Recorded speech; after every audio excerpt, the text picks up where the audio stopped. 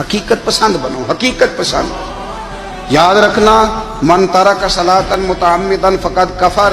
میرے رسول نے حقیقت بیان کی، فرمایا جس نے ایک نماز بھی جان بوجھ کے چھوڑی اس نے رب کے رب ہونے کا انکار کیا، اس نے کفران نعمت کیا. یہ حقیقت ہے، کوئی کلیریفیکیشن نہیں، کوئی وضاحت نہیں. جو نماز نہیں پڑھتا جھوٹ بولتا ہے، غلط بیانی کرتا ہے. جو شخص رزق حرام کما کے کہتا ہے کہ اس کے بغیر گزارا نہیں چلتا، وہ جھوٹ بولتا ہے. اس لیے کہ رب فرماتا ہے جب تجھے پیدا کیا تو تیرا رزق میرے ذمہ ہے. اللہ فرماتا ہے کہ لا یکلف اللہ نفسا الا وسعها، میں کسی پر وہ بوجھ نہیں ڈالتا جو اٹھا نہ سکے. نماز فرض کیا اس کا مطلب ہے ہم پڑھنے کے قابل ہیں.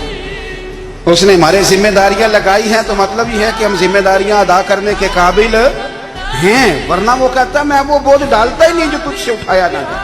اگر چاہتے ہو کہ زندگی میں اطمینان ملے تو خدا را حقیقت پسند والی زندگی گزارو. یہ فضاؤں میں زندہ رہنا، ہواؤں میں، اللہ بڑا معاف کرنے والا ہے، اللہ بڑا کریم ہے، معاف کر دے گا. تو بھئی یہ بات صحابہ کو بھی پتا تھی، یہ اہل بیت کو بھی خبر تھی، تو وہ تو ایک ایک بات کا لحاظ کرتے تھے. یہ غوث اعظم کو بھی پتا تھی، یہ ان کے والد کو بھی پتا تھی جنہوں نے کسی کا ایک سیب کھا لیا تھا تو 12 سال اس کے گھر میں نوکری کرتے رہے. انہیں نہیں پتا تھا اللہ بڑا کریم ہے، معاف کر دے گا، ایک سیب ہی ہے نا. تو حقیقت پسندی آپ کو سکون دے گی.